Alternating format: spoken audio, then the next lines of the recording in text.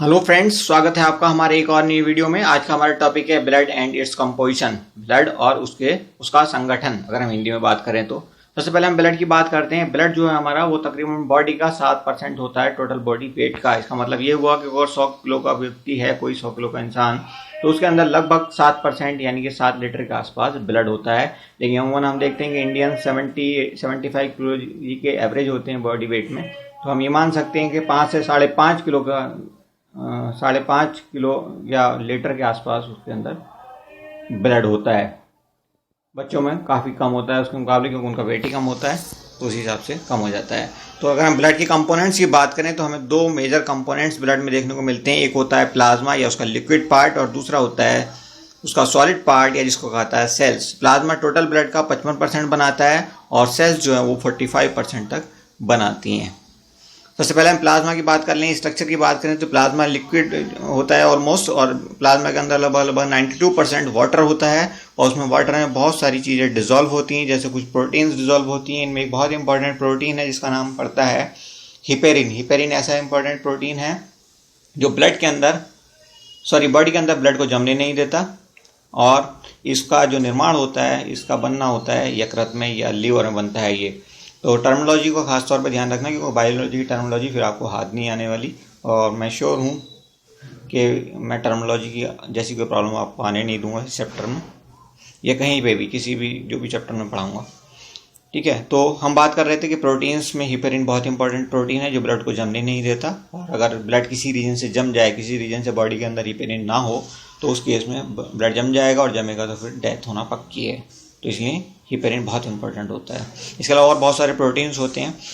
Urea इसके अंदर dissolve होता है, हार्मोन्स इसके अंदर डिजोल्व होते हैं जो बॉडी के डिफरेंट पार्ट्स में डिफरेंट फंक्शंस को अंजाम देते हैं। बहुत से हार्मोन के फंक्शन आप जानते भी हो। सॉल्ट्स होते हैं जो आयंस की फॉर्म में होते हैं। इनमें Na आयन या सोडियम आयन होता है जो नमक से मिलता है हमें। इसके अलावा कैल्शियम का आयन होता है, जो कैल्शियम का आयन हमें क्लोटिंग में, ब्लड के जमने में मदद करते हैं। तो ये सब के सब प्लाज्मा के अंदर डिजोल्व होते हैं। तो प्लाज्मा का एक फंक्शन तो ये होगा कि इन सबको डिजोल्व करना और इनसे तमाम फंक्शन को अंजाम दिलाना। इसके अलावा प्लाज्मा का रोल आपको पता है कि ब्लड क्लोटिंग में भी हो गया, क्योंकि वहाँ पे Ca आयंस बहुत इंपॉर्टेंट रोल प्ले करती हैं। इसके अलावा कुछ सेल्स जैसे प्लेटलेट्स हैं वो हमारे बॉडी की इम्यूनिटी को मेंटेन करती हैं, तो वो भी प्लाज्मा उसमें भी हेल्प करता है इम्यूनिटी मेंटेन करने में भी। अब हम बात कर लेते हैं सेल्स की या solid parts of our blood. Solid parts में 3 तरह की सेल्स हम देखने को मिलती हैं। एक होती है आरबीसी या रेड ब्लड कॉर्पसेल्स या रेड ब्लड सेल्स, सिंपल नाम इनका ये है, या इनको हम कहते हैं इरिथ्रोसाइट्स, एक स्पेशल नाम इनको दिया जाता है। इसके अलावा डब्ल्यूबीसी या वाइट ब्लड सेल्स या प्लेटलेट्स जो तीसरी कैटेगरी की सेल्स हैं, उनको हम थ्रोम्बोसाइट्स भी कहते हैं। अब हम वापस चलते हैं आरबीसी पे। आरबीसी के कुछ फंक्शंस देखते हैं, आरबीसी की स्ट्रक्चर देखते हैं। तो आरबीसी को हमने कहा कि इरिथ्रोसाइट्स भी कह सकते हैं, इसको रेड ब्लड सेल्स भी कह सकते हैं, लाल रक्त कणिकाएं भी कह सकते हैं हिंदी में अगर हम बात करें तो। इनकी जो लाइफ होती है वो एवरेज लाइफ 120 दिन होती है। इसका मतलब है कि 120 दिन बाद कोई भी आरबीसी जो हमारे बॉडी के अंदर है वो अपने आप मर जाती है। इसलिए रिकमेंड किया जाता है कि हर 3 महीने के बाद, लगभग 90 डेज बाद आप जो है ब्लड डोनेट कर दें। ठीक है, तो ब्लड डोनेट करना फ़ायदेमंद होता है, नई ब्लड सेल्स को के बनने में फिर तेज़ी आ जाती है। जहाँ तक आरबीसी बनने का सवाल है तो ये हमारी बोन मैरो में बनती हैं। बोन मैरो मतलब अस्थि मज्जा इसको हिंदी में कहा जाता है, वहाँ पे इनका निर्माण होता है। जहाँ तक फंक्शन की बात है तो फंक्शन इनका होता है किसी ऑक्सीजन को डिजोल्व करना। ऑक्सीजन के साथ मिलकर के ये इनके अंदर हीमोग्लोबिन नाम का एक प्रोटीन होता है, वो ऑक्सीजन के साथ मिलकर के ऑक्सीहीमोग्लोबिन नाम का एक और कंपाउंड बनाता है, और फिर ये ब्लड के अंदर दूर तक होते हुए सारी बॉडी को सप्लाई हो जाती है ऑक्सीजन। तो ये बहुत इंपॉर्टेंट फंक्शन है, लगभग बॉडी की सारी इंपॉर्टेंट फंक्शन में से एक ये इंपॉर्टेंट फंक्शन है। यहाँ तक स्ट्रक्चर की बात है तो आरबीसी की जो स्ट्रक्चर होती है वो बाइकॉन्केव होती है। इसका मतलब ये दोनों सिरों पे उथली होती है, जिसको हम उभय अवतल भी कहते हैं हिंदी में, अगर शुद्ध हिंदी की हम बात करें तो बाइकॉन्केव स्ट्रक्चर होती है, क्योंकि ये हेल्प करती है इसको बहुत बारीक कैपिलरीज से होकर के गुजरने में। अदरवाइज़ ये अपने फंक्शन को अंजाम नहीं दे पाएगी, ब्लड हमारा लास्ट बॉडी पार्ट्स तक नहीं पहुंच पाएगा और हम सर्वाइव नहीं कर पाएंगे, बहुत सारे फंक्शंस हम अंजाम नहीं दे पाएंगे। तो ये हुआ इसकी स्ट्रक्चर। जहाँ तक आरबीसी के नंबर का सवाल है तो आरबीसी लगभग 4.5 से 5.5 मिलियन होती हैं पर क्यूबिक एमएम। बहुत बड़ी क्वांटिटी है, 50 से 55 लाख लगभग मैन के अंदर होती हैं मेल्स। फीमेल्स में ये क्वांटिटी थोड़ी कम हो जाती है, 4.5 से 5 तक लगभग हो जाती है, 5 के ऊपर जनरली नहीं मिलती। तो ये था हमारा आरबीसी, इसके फंक्शन देख लिए हमने, इसका स्ट्रक्चर देख लिया हमने, ये कहाँ पर बनती है ये हमने देख लिया, और ये इसकी एवरेज लाइफ हमने देख ली। तो ये बहुत इंपॉर्टेंट है। लेकिन इसमें एक चीज़ और देखने वाली है कि इसकी स्ट्रक्चर में एक स्पेशलिटी होती है कि इसके अंदर न्यूक्लियस नहीं होता। न्यूक्लियस नहीं होता आरबीसी के अंदर, वो इसका एडेप्टेशन है ताकि अंदर तक सर्कुलेट हो सके, बॉडी के डिफरेंट पार्ट्स तक बहुत दूर दूर तक बारीक बारीक कैपिलरीज से होकर गुजर सके और अपने काम को अंजाम दे सके। इसके अंदर माइटोकॉन्ड्रिया नहीं होता, माइटोकॉन्ड्रिया ना होने से भी इसको हेल्प मिलती है। इसके अलावा ईडी नहीं होता इसमें, ईआर एंडोप्लाज्मिक रेडिकुलम, उसके ना होने से भी इसका शेप घट जाता है। इसके अलावा इसके अंदर नहीं होता गोल्जी बॉडी। तो 4 मेजर पार्ट्स ना होने की वजह से इसका साइज काफ़ी छोटा हो जाता है, जो इसका एक एडेप्टेशन है, अनुकूलन है, जिसकी बदौलत हमें सर्वाइवल में बहुत हेल्प मिलती है। लेकिन एक एक्सेप्शन है मैमल्स के अंदर। मैमल्स के अंदर कैमल ही अकेला ऐसा एनिमल है जिसके अंदर न्यूक्लियस पाया जाता है। तो इस पर भी सवाल आता है और ये बहुत इंपॉर्टेंट सवाल है, बार बार घूम फिर करके किसी न किसी कॉम्पिटिशन में आ जाता है।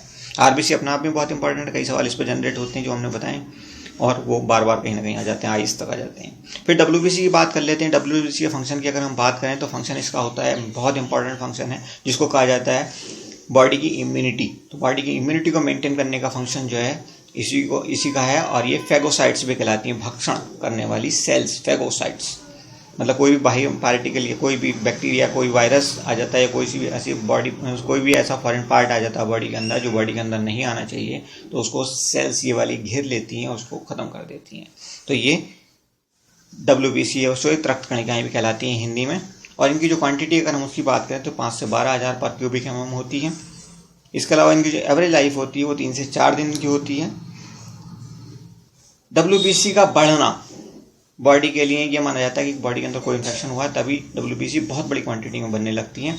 और इस केस को जब हम कई बार डॉक्टर के पास जाते हैं शिकायत करके हमें ये प्रॉब्लम हो रही है लगातार कई दिन से, तो उससे शक होता है, अगर उससे शक होता है कि ये कोई इन्फेक्शन है, तो वो सबसे पहले हमें एक टेस्ट रिकमेंड करता है जिसको कहा जाता है TLC DLC, total leucocyte count, या डब्ल्यूबीसी आप चेक कराइए अपनी, या अगर उसे और लगता है कि और ज़्यादा डिटेल में जाना तो कहता है DLC भी चेक कराइए, डिफरेंशियल ल्यूकोसाइट काउंट। उसका यहाँ मतलब ये होता है कि जो डब्ल्यूबीसी कैटेगरीज हैं उनमें कौन कौन डब्ल्यूबीसी कितनी कितनी क्वांटिटी में है। ये तो कॉमन नेम है डब्ल्यूबीसी, लेकिन इसके अंदर कई कैटेगरी होती हैं, बेसोफिल्स, इओसिनोफिल्स, न्यूट्रोफिल्स, ल्यूकोसाइट। हालांकि क्योंकि ल्यूकोसाइट बहुत बड़ी क्वांटिटी में होती है डब्ल्यूबीसी की, तो हम इसे जनरली ल्यूकोसाइट के नाम से जानते हैं। ल्यूको मतलब कलरलेस या वाइट लगभग। ठीक है, तो ये था हमारा डब्ल्यूबीसी, इसका फंक्शन हमने देख लिया, बहुत इंपॉर्टेंट फंक्शन है, इस पर भी अक्सर सवाल आ जाता है। फिर हम बात करेंगे प्लेटलेट्स या थर्ड कैटेगरी ऑफ सेल्स की। बॉडी की ये सेल्स प्लेटलेट्स या थ्रोम्बोसाइट्स कहलाती हैं और इनका जो फंक्शन होता है वो ब्लड की क्लोटिंग में मदद करना होता है, इसके अलावा इम्यूनिटी में मदद करना होता है। इनकी जो क्वान्टिटी होती है वो लगभग 1.5 से 4.5 लाख होती है और इनकी जो एवरेज लाइफ होती है वो 2 से 5 दिन होती है। तो एवरेज लाइफ पे अक्सर सवाल आता है, तीनों सेल्स की एवरेज लाइफ हमने आपको बता दी, इस पर थोड़ा ध्यान रखना। अब हम बात कर लेते हैं ब्लड के फंक्शंस की। ब्लड के कुछ इंपॉर्टेंट फंक्शन है जैसे CO2 और O2 का संवहन या ट्रांसपोर्ट, एक जगह से दूसरी जगह पर पहुंचाना, ये इसी का फंक्शन है। बॉडी में कोई और पार्ट ऐसा नहीं है जो इसको फंक्शन अंजाम दे सके इस फंक्शन को। इसके अलावा बॉडी के टेम्परेचर को मेंटेन करना, फूड की सप्लाई भी ब्लड की बदौलत ही होती है, वाटर सप्लाई भी ब्लड की बदौलत ही होती है, इम्यूनिटी भी ब्लड ही मेंटेन करता है क्योंकि इसके अंदर ही सेल्स होती हैं सारी जो इम्यूनिटी में हेल्प करती हैं। इसके अलावा हार्मोन्स का सर्कुलेशन भी ब्लड के थ्रू होता है, क्लोटिंग में भी ब्लड मदद करता है क्योंकि इसके अंदर जो कैल्शियम आयन्स हैं और प्लेटलेट्स हैं वो इसी के अंदर होती हैं, तो क्लोटिंग में भी इसका बहुत इंपॉर्टेंट रोल होता है। तो ये तो कुछ फंक्शंस ब्लड के। ब्लड का अभी बच जाता है हमारे पास कैटेगरीज, ब्लड डोनेशन और ब्लड की जो कैटेगरीज होती हैं 4 कैटेगरी, तो उसको हम अगले चैप्टर में अगले वीडियो में देखेंगे क्योंकि ये वीडियो फिर बहुत लंबा हो जाएगा। तो ध्यान से देखिएगा इस वीडियो को, टर्मिनोलॉजी को लेकर हमने खास ध्यान रखा है और आपको इसके बाद किसी डिक्शनरी को उठाने की जरूरत नहीं पड़ेगी, चाहे आप किसी मीडियम के स्टूडेंट रहे हों, किसी भी स्ट्रीम के स्टूडेंट रहे हों, और सिविल तक ये आपको हेल्प करेगा। तो ये मेरा आपसे वादा है। तो देखते रहिए, सीखते रहिए। See you next video, till then bye.